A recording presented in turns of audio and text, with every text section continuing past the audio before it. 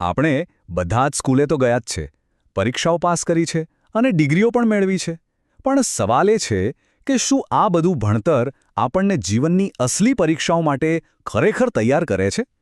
તો ચાલો આજે આપણે એવા જ કેટલાક જીવનના મહત્વના પાઠ પર એક નજર કરીએ જે સ્કૂલના સિલેબસમાં ક્યારે નહોતા. ક્યારેક ને ક્યારેક તો આ સવાલ મનમાં આવ્યો જ હશે, ખરું ને? કે આપણે પુસ્તકોમાંથી તો ઘણું બધું શીખી લીધું, પણ જ્યારે વાસ્તવિક દુનિયામાં પગ મૂક્યો ત્યારે એના નિયમો અને પાઠ તો કંઈક અલગ જ નીકળ્યા. તો ચાલો આ જે ખૂટતી કડીઓ છે ને એને સમજવાની કોશિશ કરીએ.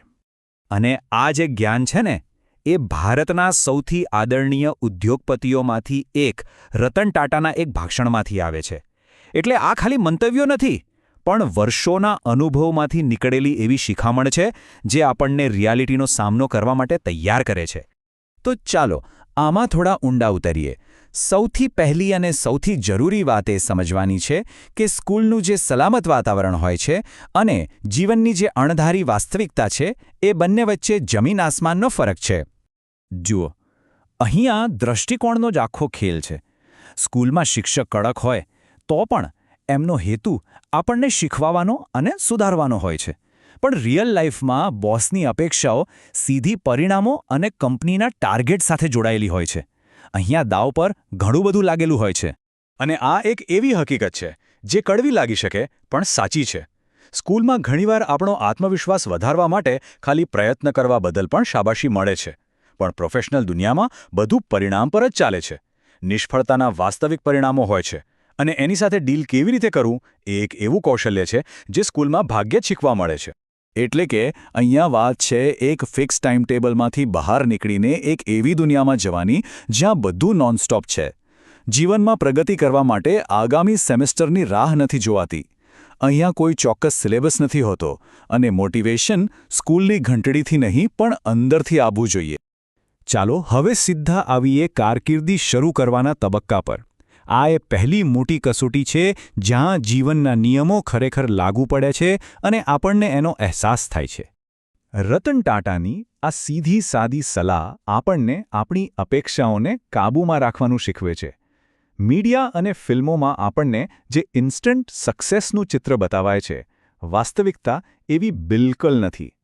સાચી સફળતા તો ધીમે ધીમે સખત મહેનત અને ધીરજથી જ મળે છે.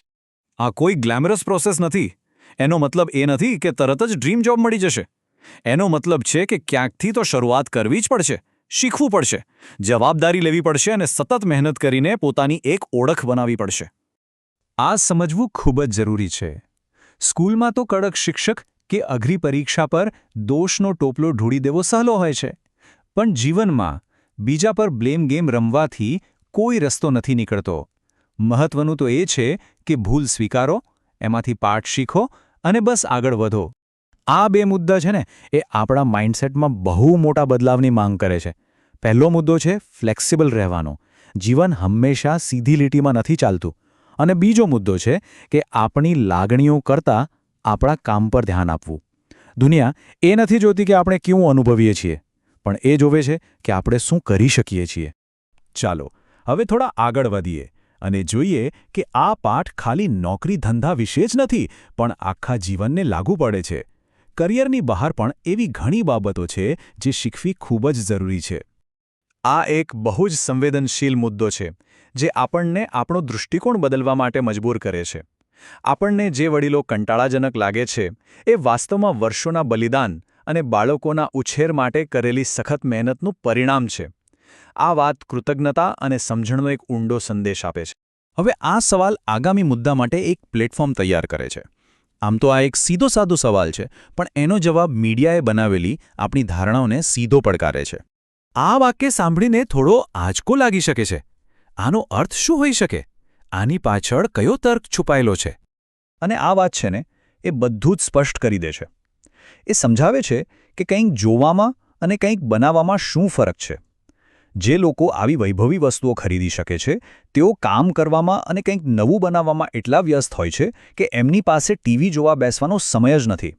એમનો સમય જ એમની સૌથી મોટી સંપત્તિ છે. વાસ્તવિક જીવન ભાગ લેવા વિશે છે, ખાલી પ્રેક્ષક બનવા વિશે નહીં. હવે આવીએ છીએ આપણા અંતિમ અને કદાચ સૌથી પ્રભાવશાળી પાઠ તરફ. આ એક એવી સલાહ છે જે આપણને નમ્રતા અને ભવિષ્ય જોવાની દૃષ્ટિ આપે છે. અને આ છેલ્લો પાઠ એ નમ્રતા, આદર અને દૂરનું વિચારવા વિશે છે.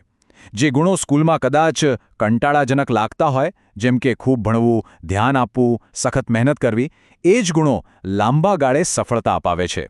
આ એક રીતે અભિમાન સામે ચેતવણી છે અને મહેનતને માન આપવા માટેનું પ્રોત્સાહન છે.